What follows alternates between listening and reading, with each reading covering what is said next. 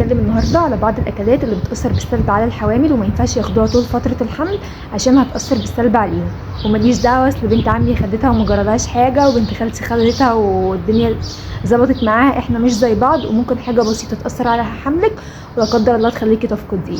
اول حاجه وهي منتجات الالبان الغير مبستره، ولازم نهتم بالموضوع ده جدا جدا لانها بتحتوي على البكتيريا البروسيلا اللي ممكن تؤدي الى الاجهاض لا قدر الله.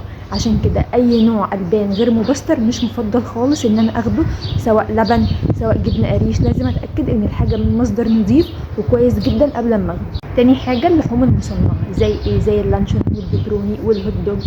تالت حاجه المشروبات اللي محتواها من الكافيين عالي جدا وانا مش واخده بالي. كده كده كلنا عارفين ان الحامل ليها كوبايه 200 مللي جرام يوميا كافيين في اليوم، عايز تاخدها شاي بقى، عايز تاخدها قهوه، اي حاجه. انما في منتجات تانية بيكون محتواها من الكافيين عالي ممكن اشربها وانا مش واخده بالي، زي ايه؟ زي البيبسي مثلا.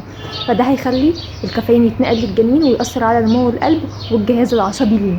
نحاول برضو نقلل من المعلبات والحاجات اللي بتحتوي على مواد حافظه. اللحوم النيه ما ينفعش برضو اخد لحوم نيه خالص، عن طريق الناس بقى اللي بتحب السوشي والتركي والبسطرمه والحاجات دي ما ينفعش. وطبعا عارفين الفسيخ والرنجه والاسماك اللي محتواها من الزئبق عالي زي التونه والماكريل. وطبعا كلنا عارفين الاكلات الغنيه بفيتامين ايه خصوصا اول 3 شهور من الحمل، لانهم بيؤدوا الى تشوه الاجنه زي مثلا الكبده وزيت كبد الحوت.